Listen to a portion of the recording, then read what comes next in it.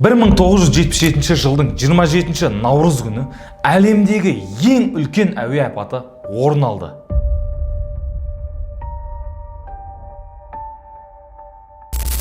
Сол әуе катастрофасында 583 адам көз жұмды. Қалың тұман арасында екі алып Boeing 747 лайнері ұшу жолағында соқтығысты. Сол уақытта Boeing 747 лайнері әлемдегі ең үлкен ұшақ болатын. Бұл апатқа не жағдай себеп болды? Неліктен екі ұшақ бір уақытта бір жерде болды? Бұл видеода біз тарихтағы ең үлкен әуе апатының себептері мен салдарын талдайтын боламыз.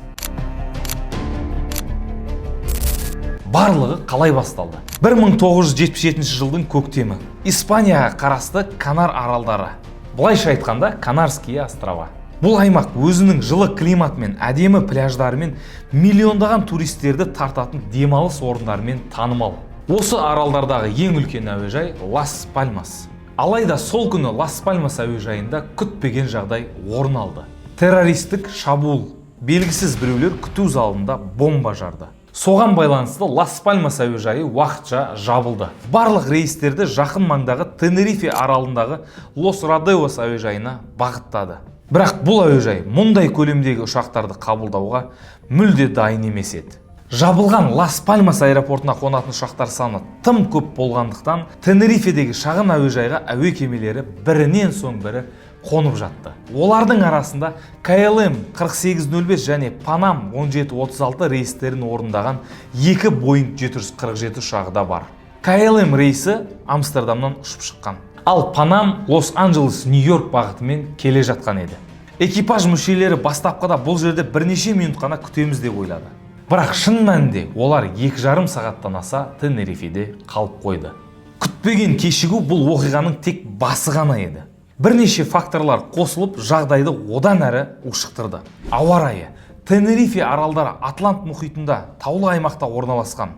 Осы себепті бұл жерде тұман жиі кездеседі. Сол күні де әуежайды қалың бұлтпен тұман басып қалды. Тенерифедегі Лос Родеос аэропортының инфрақұрылымы мұндай көлемдегі ұшақтарды орналастыруға арналмаған. Ұшақтарды тұраққа орналастыратын орын жетіспеді. Сондықтан кейбір ұшақтар ұшу жолағында тізіліп тұрды. KLM ұшағының командирі Якоб Ван Зантен Европадағы ең тәжірибелі ұшқыштардың бірі болатын. Ол KLM компаниясының басты нұсқаушы пилоттарының бірі еді. Тіпті оның суреті компанияның жарнамалық материалдарында қолданылатын. Және сол Якоб Ван Зантен Амстердамға қайта ұшуға қатты асығыс. Оның қатты асығуына не себеп? Біріншіден, экипаж демалу уақытынан асып кетіп жатқанын білді. Егер олар көп кешігетін жағдай болса, экипаждың жұмыс уақыты шектеулі болғандықтан Амстердамға оралмай қонуға мәжбүр болатын еді. Бұл KLM компаниясы үшін үлкен қаржылық шығын және ұшақтағы 234 жолаушы үшін үлкен ыңғайсыздық тудырар еді. Егер KLM ұшағы Тенерифеден шыққан соң Лас Пальмасқа барып жанармай құюға тура келсе, бұл одан әрі кешігуді білдірер еді. Сондықтан Ван Зантен жанармайды осында толтырып аламыз, сонда ешқайда тоқтамай бірден Амстердамға қайтамыз деп шешім қабылдады. Бірақ бұл қате шешім болатын. Арада 2,5 сағат өткеннен кейін Лас Пальмас аэропорты ашылып, ұшақтарды қайта қабылдауға дайын екенін хабарлады. Жанармай құйып болған соң KLM экипажы диспетчердан ұшу жолағымен жүруге рұқсат алды. Оларға жолақпен толық жүріп өтіп, соңынан бұрылып, содан кейін ғана ұшуға дайындалу тапсырылды. Осы уақытта Pan American экипажына да KLM-нің артынан жүру, бірақ үшінші бұрылыс жолымен жолақты айналып өту тапсырылды. Бұл екі ұшақтың соқтығыспауы үшін жасалған шара болатын. Алайда қою тұман кесірінен Panam экипажы өз бұрылысын көрмей алдыға қарай өтіп кетті. Сағат 17:05. KLM экипажы диспетчердан ұшуға дайындалыңыз деген нұсқау алды. Бірақ бұл жерде маңызды қателік орын алды. Экипаж дайындалыңыз деген сөзді ұшуға рұқсат етілді деп түсінді. Капитан Якоб Ван Зантен ештеңені күтпестен Boeing 747 ұшағының қозғалтқыштарына полный газ беріп, ұшуды бастап кетті. Ал сол сәтте Panam ұшағы әлі де ұшу жолағында тұрған еді. Өздерінің бұрылыстарын өткізіп алып, келесі бұрылысты таппай тұрған сәті. Panam экипажы тұман арасынан жарық көріп, қозғалып келе жатқан алып ұшақты байқайды. Құдай-ау, ол тура бізге қарай келе жатыр деп екінші пилот айқайлап жібереді. КЛМ экипажы да қателікті соңғы секундтарда түсінеді. Ұшақты барынша көтеруге тырысады, бірақ тым кеш. КЛМ ұшағы көтеріле бастаған кезде оның шасси мен қозғалтқыштары Панамның жоғарғы бөлігін кесіп өтті. Ұшақтың алдыңғы бөлігі түгелдей жойылып, жолаушылар отырған жоғарғы палуба өртке оранды. КЛМ ұшағының бірдестен көкке көтерілуіне бағана ғана жанармайды толық құйған бактары кедергі жасады. Толық бак жанармай ұшақтың салмағын айтарлықтай арттырды. Нәтижесінде КЛМ әдеттегіден ұзағырақ ұшу жолағын қажет етті. Егер жанармай аз болса, ұшақ тезірек көтерілуі мүмкін еді.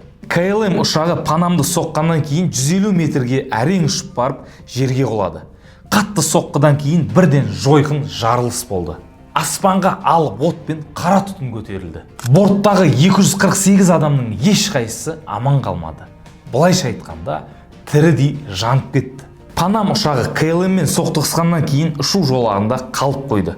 Соққының күшімен оның жоғарғы бөлігі жұлынған, ал сол жақ қозғалтқыштары мен қанаттары зақымданған еді. Апат болған сәтте бортта 396 адам болған. Құтқарушылар келген кезде оларды тағы бір қиындық күтіп тұрды. Қалың тұман. Бастапқыда құтқарушыларға тек КЛМ ұшағының өртеніп жатқан қалдықтары байқалды. Ал Панам ұшағы апат болған аймақта байқалмады. Тек біршама уақыттан кейін ғана аман қалған жолаушылардың айғайы мен қозғалысы байқалып, құтқарушылар екінші ұшақтың да бар екенін көрді. Панам ұшағында болған 396 адамның 61-і аман қалды. Олардың көпшілігі соқтығыс болғаннан кейін тез арада ұшақтан шығып үлгергендер. Ал КЛМ ұшағында 248 адамның барлығы қаза тапты. Жалпы бұл апатта 583 адам көз жұмды. Сұмдық. Өздеріңіз елестетіңіздер. 583 адам бір сәтте, бір пәсте тірідей өртеніп кетті. Бұл сұмдық апат авиация тарихындағы ең үлкен әуе апаты болып саналады. Бұл апаттан кейін авиацияда не өзгерді? Осы апаттан кейін авиацияда байланыс стандарттары қатаңдатылды.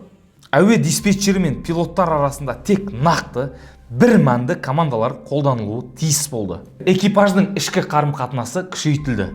Бұрын капитанның шешіміне ешкім қарсы келмесе, ал қазір екінші пилоттар командирге қажет болған жағдайда қарсы пікір айтуға рұқсат алды. Аэропорттың инфрақұрылымы жеңілдетілді. Тенерифедегі апат бұл авиация тарихындағы ең қайғылы оқиғалардың бірі.